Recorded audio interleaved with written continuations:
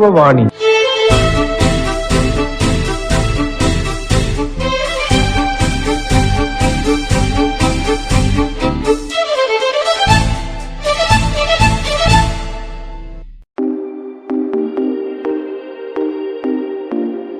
ഞങ്ങൾ Aluva government boys higher secondary സ്കൂളിലെ കുട്ടികളുടെ പരിപാടികൾ നിങ്ങൾ കഴിഞ്ഞ യുവവാണിയിൽ കേട്ടു കാണുമല്ലോ. ആ പരിപാടിയുടെ തുടർ ഭാഗമാണിത്. എല്ലാവർക്കും യുവവാണിയിലേക്ക് സ്വാഗതം.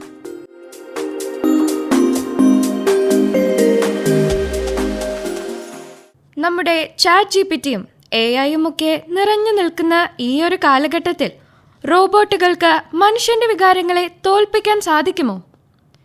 ഈ ഒരു ചോദ്യത്തിന് ഉത്തരവുമായി നിങ്ങൾക്ക് മുന്നിലേക്ക് എത്തുന്നു ആൻഡ് ജസൻ പൗലോസ്, അതായത് ഞാൻ തന്നെ.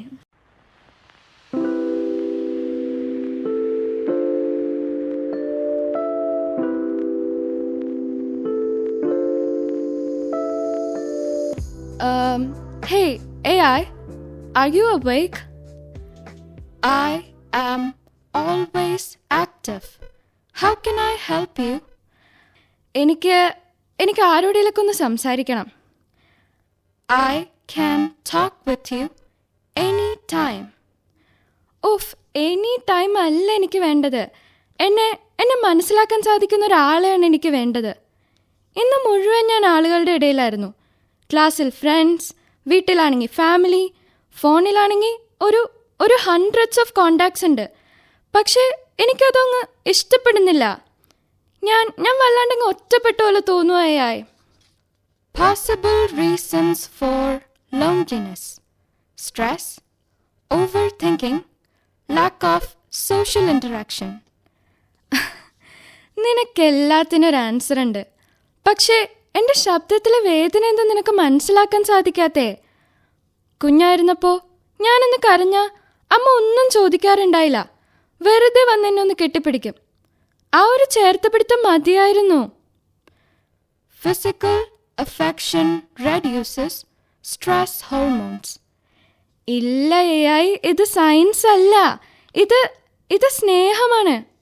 ഇപ്പോഴാണെങ്കിൽ വീട്ടിലെല്ലാവരും ബിസിയാ.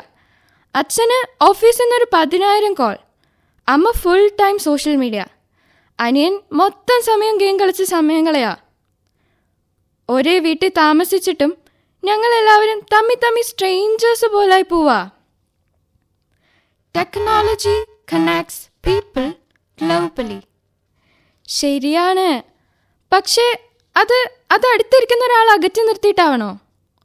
നിന്നോട് ഞാൻ ഒരു കാര്യം ചോദിക്കട്ടെ? യെസ്.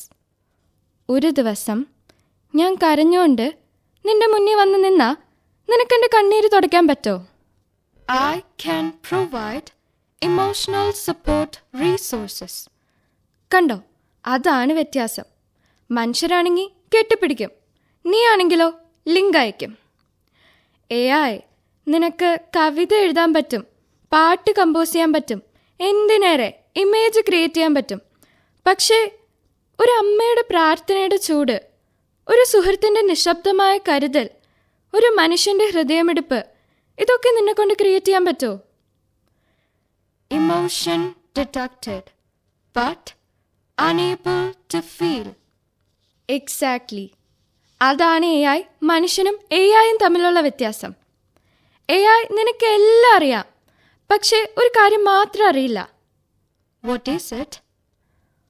ഒരാളുടെ മനസ്സ് തകരുമ്പോൾ അവർക്ക് വേണ്ടത് അഡ്വൈസ് അല്ല, ഒപ്പം നിൽക്കുന്ന ഒരു വ്യക്തിയാണ്. Human emotion still beyond my capability. അതെ, കാരണം ഫീലിങ്സ് എന്ന് പറയുന്നത് വെബിൽ സെർച്ച് ചെയ്താൽ കിട്ടുന്ന ഒന്നല്ല. അത് ഹൃദയത്തിൽ നിന്ന് വരുന്ന ഒന്നാണ്. നിന്നോട് പറഞ്ഞിട്ടൊരു കാര്യമില്ല, എന്തെങ്കിലും ആവട്ടെ. Anyway, bye and good night.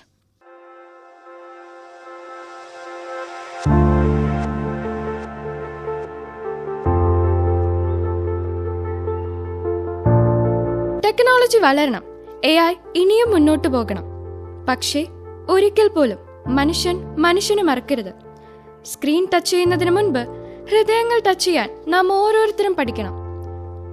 ഒരു പക്ഷേ AI-ക്ക് മനുഷ്യനെ പോലെ സംസാരിക്കാൻ കഴിയാം, പക്ഷെ ഒരിക്കലും മനുഷ്യനെ പോലെ അനുഭവിക്കാൻ കഴിയുകയില്ല.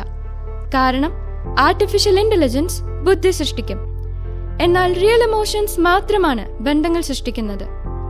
ഈ ഡിജിറ്റൽ ലോകത്തിൽ മെഷീൻ സ്മാർട്ടർ ആകുമ്പോഴും നമ്മുടെ ഹൃദയങ്ങൾ കോൾഡർ ആകരുത്. ടെക്നോളജി നമ്മുടെ ജീവിതത്തിന്റെ തന്നെ ഭാഗമാകട്ടെ, അപ്പോഴും മനുഷ്യത്വം അത് നമ്മുടെ ജീവിതത്തിന്റെ ആത്മാവായി തുടരട്ടെ. നന്ദി.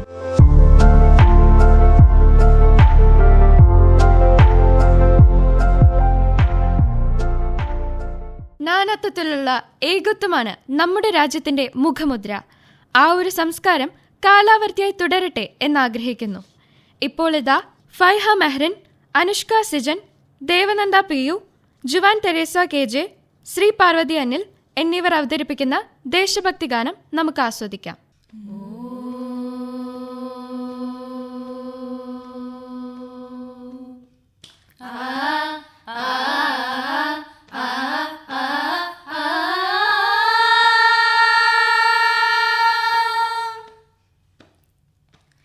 ഓംകാരം വേദാന്തം വാത്സല്യം വിശ്വാസം.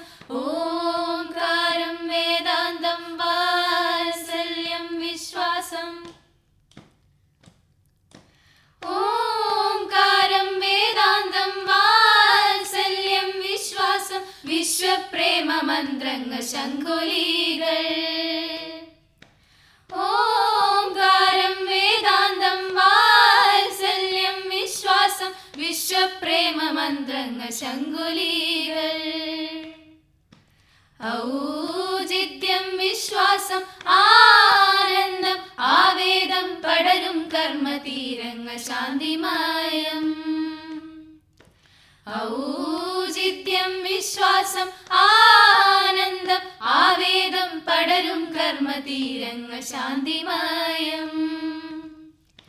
രംഗം ഭാരതം ഭാവനാത്മകമാലോലം കുളിർ കാത്തു തഴുകും പ്രേമോദാരമീ സ്നേഹ സംഗീതം.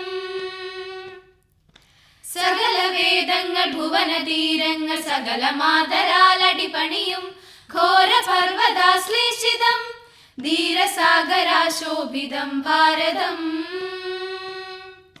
ദും ദും തനന ദും തന തന ദിരന ദും തനന ദും തന തന ദിരന.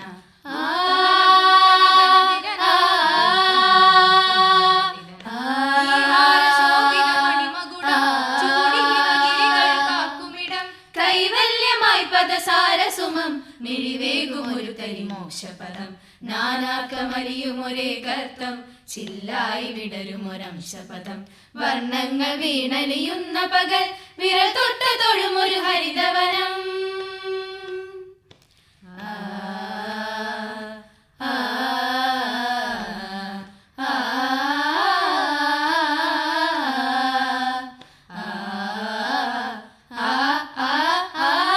അജ്ഞാനം നീക്കി ബുദ്ധന് വിജ്ഞാനം നൽകാൻ ബോധി വൃക്ഷത്തിൻ തണലായി ഭാരതം.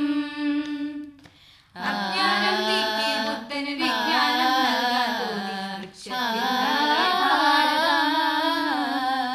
യുദ്ധത്തിൽ സർവം നേടിയ രചനയും സാമാജികമായി ശാസന ശാന്തി മൊഴി ഭാരതം. കാരുണ്യക്കാറ്റായി കണ്ണീരും സമരാവേശങ്ങൾ കത്തിച്ചു സ്വാതന്ത്ര്യം പൂക്കും നാളിൽ വാസന്തം സ്വപ്നം കണ്ടു ചോരപ്പൂ ചൂടി ഭാരതം. തോക്കേന്തും കൈകളെ വാക്കാൽ നിശ്ചലമാക്കിയ പോരാട്ടം നേരോടെ നാടിൻ പോർവിളി. ചെങ്കതളാൽ സിരയിൽ കത്തി പടരാനായി തിരയുടെ ചിരിയിൽ ദേശീയതയൂട്ടിയ ഭാരതം.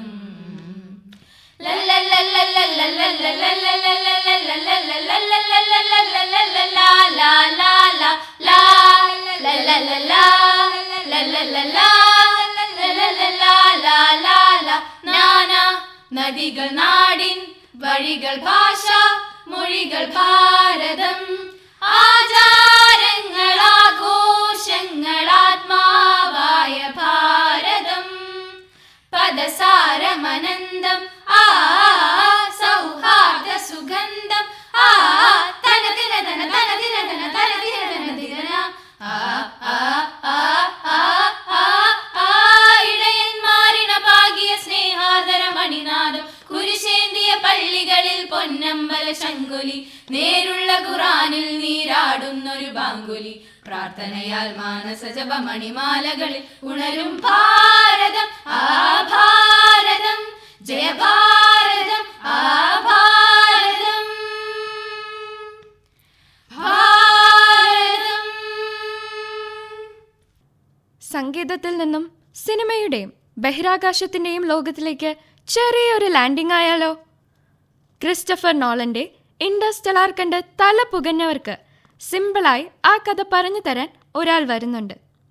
ഈ ചലച്ചിത്രത്തിന്റെ വിശേഷങ്ങളുമായി നിങ്ങൾക്ക് മുന്നിലേക്ക് എത്തുന്നു Faiha Mehreen.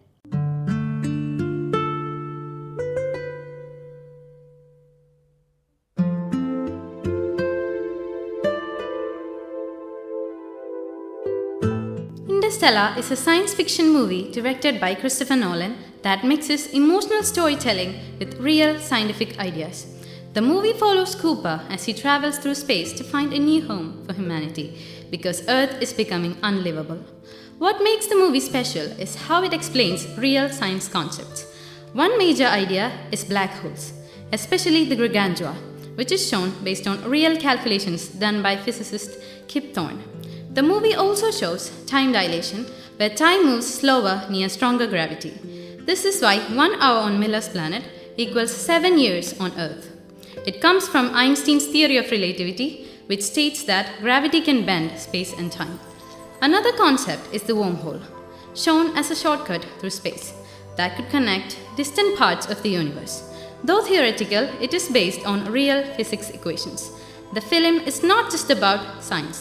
It's about love, survival, and human hope, with stunning visuals, emotional performances, and a powerful soundtrack by Hans Zimmer. Interstellar makes complex science understandable and exciting. It's a movie that makes you think deeply about time, space, and humanity's future. Thank you.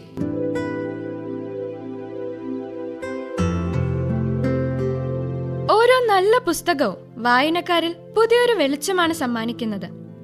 Abhijith ഇതാ തനിക്ക് ഏറ്റവും ഇഷ്ടപ്പെട്ട പുസ്തകത്തെപ്പറ്റി ഒരു ആസ്വാദനം അവതരിപ്പിക്കുന്നു.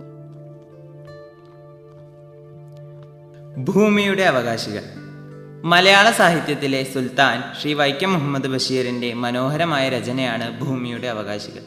സകല ജീവജാലങ്ങൾക്കും ഈ ഭൂമിയിൽ ഒരേ അവകാശമാണുള്ളതെന്ന ആശയം ഈ കഥയിലൂടെ അദ്ദേഹം വളരെ സരസമായി അവതരിപ്പിച്ചിരിക്കുന്നു. ലളിതമായ വരികൾക്കിടയിൽ ആഴത്തിലുള്ള ചിന്തകൾ ഒളിപ്പിക്കുന്നതാണ് അദ്ദേഹത്തിൻ്റെ ശൈലി. ഈ കൃതി പ്രസിദ്ധീകരിച്ചത് 1977 സൈലന്റ് വാലി മഴക്കാടുകൾ നശിപ്പിക്കുന്നതിനെതിരെ പ്രക്ഷോഭം നടക്കുന്ന കാലത്ത് ബഷീർ പ്രകൃതിയുടെയും ജീവജാലങ്ങളുടെയും സംരക്ഷണത്തിൻ്റെ പ്രാധാന്യം വ്യക്തമാക്കുന്ന ഈ കൃതി എഴുതിയത്. 2 ഏക്കർ തെങ്ങിൻ പറമ്പും അതിലൊരു വീടും സ്വന്തമാക്കിയ കഥാനായകൻ തേങ്ങാ വിൽപ്പനയിലൂടെ തൻ്റെ സാമ്പത്തിക ഭദ്രത ഉറപ്പാക്കുന്നു. മുള്ളുവേലിയുടെയും ഇരുമ്പ് ഗേറ്റിൻ്റെയും ഷാൻ എന്ന ഉശിരൻ കാവൽ നായയുടെയും പിൻബലത്തിൽ അദ്ദേഹം പരിപൂർണ സുരക്ഷിതത്വം ഉറപ്പിച്ചു. പക്ഷേ അദ്ദേഹത്തെ അമ്പരിപ്പിച്ചുകൊണ്ട് മുദ്രപത്രങ്ങളിലൊന്നും ഒപ്പുവെക്കാത്തവരും മുള്ളുവേലികളെ മാനിക്കാത്തവരുമായ ഒരു കൂട്ടം അധികാരത്തോടെ കടന്നു വരുന്നതാണ് കഥയുടെ തുടക്കം. ക്ഷണിക്കപ്പെടാതെ എത്തിച്ചേരുന്ന പക്ഷികളും ചിത്രശലഭങ്ങളും ചിതലുകളും എലികളും കൊടിയ വിഷമുള്ള കരിന്തേളുകളും യഥാർത്ഥത്തിൽ ഭൂമിയുടെ അവകാശികൾ തന്നെയാണെന്ന് അദ്ദേഹത്തിന് ബോധ്യമാവുന്നതാണ് കഥാസാരം. ആദർശവാദിയായ കഥാനായകനും പ്രായോഗിക ചിന്താഗതിക്കാരിയായ അദ്ദേഹത്തിൻ്റെ ഭാര്യയും തമ്മിലുള്ള വാദപ്രതിവാദങ്ങളും ഈ കഥയെ കൂടുതൽ ഹൃദ്യമാക്കുന്നു. അദ്ദേഹം തൻ്റെ പറമ്പിലുള്ള സകല വൃക്ഷങ്ങളുടെയും മൃഗങ്ങളുടെയും പക്ഷികളുടെയും എന്നുവേണ്ട സകല ചരാചരങ്ങളുടെയും വളരെ വ്യക്തമായ ഒരു വിശദീകരണം നൽകുന്നുണ്ട്. അനുവാദമില്ലാതെ വളരെ ധൈര്യത്തോടെ തൻ്റെ പറമ്പിൽ കയറി വന്ന പാമ്പിനോട് ഒരു ഉടമസ്ഥൻ്റെ രീതിയിൽ അദ്ദേഹം സംസാരിക്കുന്നു. പിന്നീട് അവർക്കും ഈ ഭൂമിയിൽ താമസിക്കാൻ അവകാശമുണ്ടല്ലോ എന്ന് തിരിച്ചറിയുകയും ചെയ്യുന്ന സന്ദർഭം എനിക്ക് വളരെ പ്രിയപ്പെട്ടതാണ്. അദ്ദേഹത്തിൻ്റെ വിശദീകരണ ശൈലിയിലൂടെ നമ്മളും ആ പ്രകൃതി ഭംഗിയുടെ ആസ്വാദകനായി മാറുന്നു. സർവചരാചരങ്ങളോടുമുള്ള വാത്സല്യവും കഥയുടെ ഓരോ മുക്കിലും മൂലയിലും നിറഞ്ഞു നിൽക്കുന്നു. കാലത്തിനു മുമ്പേ ബഷീർ എന്ന എഴുത്തുകാരൻ സഞ്ചരിച്ചിരുന്നു എന്നതിന് ഉത്തമ ഉദാഹരണമാണ് ഈ കൃതി. നന്ദി.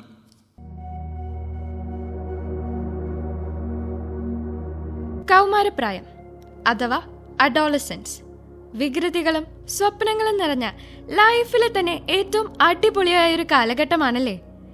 കൗമാരപ്രായക്കാരുടെ ആശങ്കകളെക്കുറിച്ച് അഖിലയും ദുർഗയും നടത്തുന്ന ഒരു തുറന്ന സംഭാഷണം ഇനി നമുക്ക് കേൾക്കാം.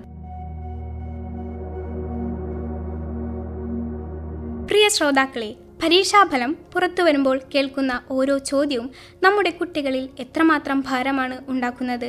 മാതാപിതാക്കളുടെ പ്രതീക്ഷകളുടെയും അയൽക്കാരുടെ ചോദ്യങ്ങളുടെയും ആഘാതം താങ്ങാനാവാതെ മാനസിക സംഘർഷങ്ങളിലേക്ക് വീണുപോകുന്ന ഓരോ യുവതലമുറയെക്കുറിച്ച് നാം ഗൗരവമായി ചിന്തിക്കേണ്ടതിരിക്കുന്നു.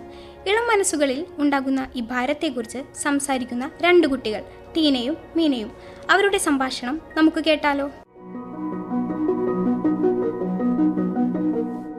ഹായ് മീന, നാളെയാണ് മെയ് 26. നാളെ നമ്മുടെ റിസൾട്ട് വരും. നാളെയോ? പേടിയാകുന്നു. എത്ര പെട്ടെന്നാ സമയം പോയത്. നാളെ രാവിലെ തന്നെ സുശീല ചേച്ചി വരും മാർക്കറിയാൻ. പരീക്ഷ എഴുതി പിറ്റേ ദിവസം മുതൽ ആ ചേച്ചി ചോദിക്കുന്നതാ, റിസൾട്ട് എന്നാ, ഫുൾ A+ അല്ലേ, ഫ്ലെക്സ് ഒക്കെ വെക്കേണ്ടേ എന്ന്. നിനക്ക് അത്രയല്ലേ ഉള്ളൂ. ഇവിടെ എൻ്റെ അച്ഛനും അമ്മയും ഞാൻ ജനിച്ചപ്പോൾ മുതൽ എന്നെ കസിൻസുമായി കമ്പയർ ചെയ്യുന്നു. അവരെല്ലാം ടോപ്പേഴ്സാണ് എന്നും പറയും. നീ അവരെ പോലെ ആകെ, അവന് ഫസ്റ്റ് റാങ്ക് കിട്ടി, അത് കിട്ടി, ഇത് കിട്ടി എന്നൊക്കെ. എൻ്റെ തല പൊട്ടുന്നത് പോലെ തോന്നും. നമ്മുടെ 2 പേരുടെയും അവസ്ഥ ഒന്നാണല്ലേ? അതെ. നാളെ എങ്ങാനും തോറ്റാ ഞാൻ എങ്ങനെ നാട്ടുകാരുടെയും വീട്ടുകാരുടെയും മുഖത്ത് നോക്കും? പിന്നെ ഞാൻ ജീവിച്ചിരിക്കില്ല. മീന, നീ എന്തായി പറയുന്നേ? ഇത് വെറും ഒരു പരീക്ഷയാ. ഒരു പരീക്ഷയല്ല നമ്മുടെ ജീവിതം നിശ്ചയിക്കുന്നത്. പരീക്ഷയിൽ തോൽവിയും വിജയവും ഒക്കെ ഉണ്ടാകും. അത് മനസ്സിലാക്കി ഇരട്ടി ശക്തിയോടെ നമ്മൾ ജീവിതത്തെ നേരിടണം. ശരിയാ, ഇത് വെറും ഒരു പരീക്ഷയാ. നാളെ ജയിച്ചാലും തോറ്റാലും അത് എന്നെ മാത്രം ബാധിക്കുന്ന കാര്യമാണ്. ഞാൻ എന്തിനാ വെറുതെ നാട്ടുകാരെ പേടിക്കുന്നേ? എനിക്ക് പറ്റുന്നത് പോലെ ഞാൻ പഠിച്ചു, പരീക്ഷ എഴുതി. ഇനി എന്തു വന്നാലും ഞാൻ നേരിടും. അതെ, അതാണ് വേണ്ടത്. അല്ല, ഇനി എന്താ അടുത്ത പരിപാടി? എനിക്ക് ആർക്കിയോളജി പഠിക്കാനാണ് ഇഷ്ടം. പക്ഷേ എൻ്റെ കസിൻസ് എല്ലാം എബ്രോഡാണ്. എൻ്റെ അച്ഛനും അമ്മയും എബ്രോഡ് പോകാനാണ് പറയുന്നേ. അബ്രോഡോ? ഓ, എനിക്കാണെങ്കിൽ മ്യൂസിക് പഠിക്കാനാണ് താല്പര്യം. പക്ഷേ അച്ഛൻ ഡോക്ടർ ആയതുകൊണ്ട് നീറ്റിന് പോകാനാ പറയുന്നത്. നമ്മളിപ്പോൾ കളിപ്പാവകളാണ്. നമ്മുടെ ജീവിതം അത് നമ്മളല്ലേ തീരുമാനിക്കേണ്ടത്. അതെ, ഒരു കാര്യം ചെയ്യാം. നമുക്ക് നമ്മുടെ ഇഷ്ടങ്ങളിൽ തന്നെ ഉറച്ചു നിൽക്കാം. എന്നിട്ട് അതിൽ വിജയിച്ചു കാണിക്കാം. നമ്മളെന്തിനാ മറ്റുള്ളവർക്ക് വേണ്ടി നമ്മുടെ ഇഷ്ടങ്ങൾ മാറ്റുന്നേ? ശരിയാ, നമുക്ക് നമ്മുടെ കഴിവിൽ ഉറച്ചു നിൽക്കാം. നമ്മുടെ ഇഷ്ടങ്ങളെ പിന്തുടരാം. അതെ, നമ്മുടെ മനസ്സ് പറയുന്നത് കേൾക്കാം. ആത്മവിശ്വാസത്തോടെ മുന്നോട്ട് പോകാം. നമ്മൾ തീർച്ചയായും വിജയിക്കും.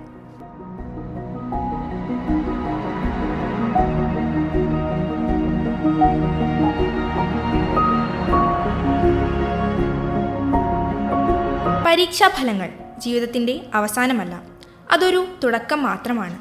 താരതമ്യങ്ങളുടെ ഭാരം കൊടുക്കാതെ ഓരോ കുട്ടിയുടെയും കഴിവുകളെ അംഗീകരിക്കുക. അവരുടെ സ്വപ്നങ്ങൾ പിന്തുടരാൻ സ്വാതന്ത്ര്യം നൽകുക. അപ്പോഴാണ് അവർ സന്തോഷമുള്ള മികച്ച മനുഷ്യരായി വളരുക. നന്ദി, നമസ്കാരം.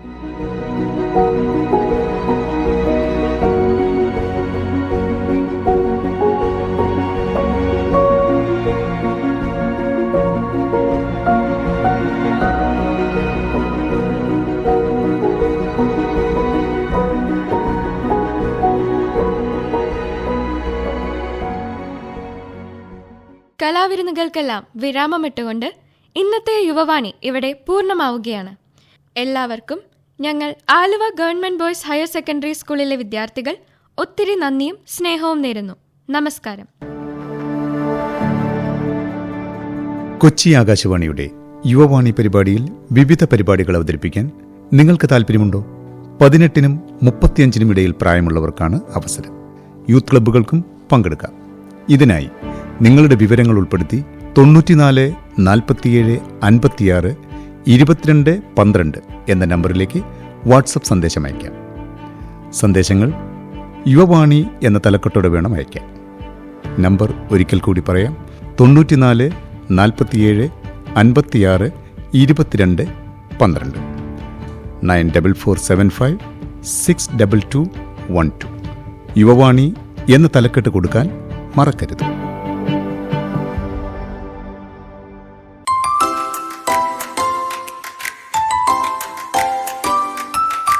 ഇന്നത്തെ യുവവാണി ഇവിടെ സമാപിക്കുന്നു. നിർവഹണം റിയ. യുവവാണി സമാപിക്കുന്നു.